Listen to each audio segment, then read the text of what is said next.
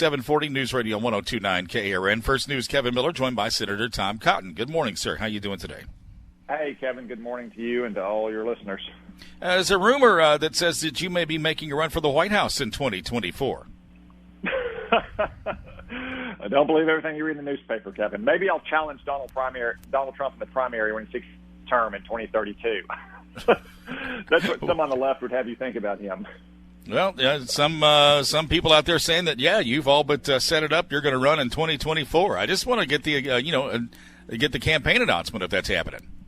No, Kevin, we got a big election coming up, and I'm focused not only on winning my own election in Arkansas, trying to help the president get reelected and hold on to the Republican majority in the Senate. I mean, some of the crazy ideas we've seen from the Democrats over the last year give you a sense of just how radical they would be, and they seize all the levers of power in Washington. And now the latest one is this idea that we're going to defund the police at the Democratic Party in Minneapolis and Los Angeles and New York, just to name a few, has already bought into. All right. And I want to get into that also, too. Senator Tom Cotton, you've gotten some pushback on the idea of putting troops on the streets, multiple high-ranking military members disagreeing with you on that.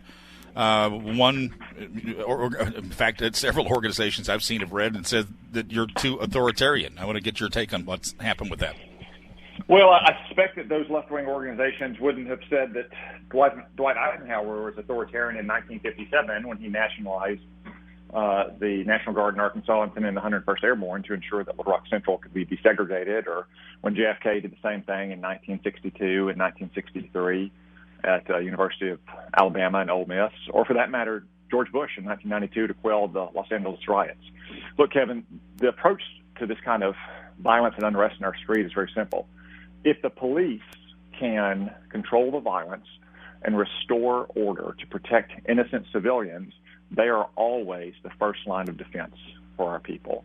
But if they are overwhelmed in numbers and capabilities, then of course you have to call in the military. The first step is to call out the National Guard, but if necessary, you have to call in active duty troops as well. That's why the Insurrection Act has been on the books for 217 years and has been used repeatedly throughout our history to protect civic order.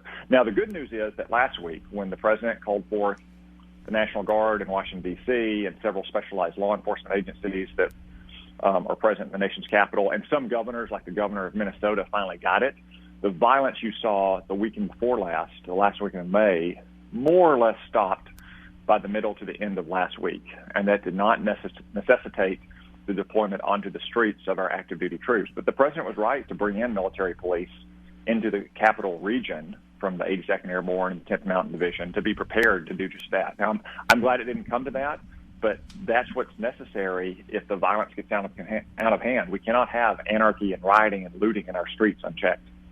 Senator Tom Cotton, there was also some concern about some of the people that were there.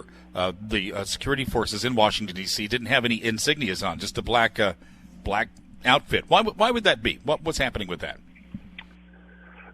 Kevin, I don't know. I haven't seen reports to that effect, and I'm not familiar with the uniforms of every single specialized law enforcement organization, especially in the nation's capital, because there are so many. That's one reason why order was restored so promptly in Washington, because you have so many federal law enforcement agencies that we don't have in places like Little Rock, or for that matter, in major metropolitan areas all around the country. But I'm not familiar with the uniform of all those law enforcement agencies. I'd have to defer that question. Senator Tom Cotton, News Radio 102.9 KARN. The topic of defunding the police. First of all, I don't know what it means exactly, and I've heard different definitions. Get your take on what that means. Well, it's usually best to take people at their word. Defunding the police means defunding the police. Well, and that's kind of my take on it. Why would you call it defunding the police? And I don't know about you, but I mean, if something happens in my house, I would like to know that a law enforcement officer can come help take care of things and help be the mediator for safety there. That's it. No, that's exactly right, Kevin. The police and law enforcement and criminal justice system, in accordance with law, is the only thing that stands between civilization and anarchy. And the vast, vast majority of all police officers are good, public-spirited servants of our people who know that they're putting their lives on the line every single day. And probably more than anyone, they want to have the bad officers in their ranks, or officers who make terrible mistakes, take criminal actions, against the people they're sworn to protect to be held accountable. The right thing to do is to train and properly fund and resource our police departments so they can protect the innocent while remaining within the bounds of law themselves. The wrong thing to do is to simply defund the police. Senator Tom Cotton, News Radio 102.9 KARN. What's happening in Washington now that you're working on?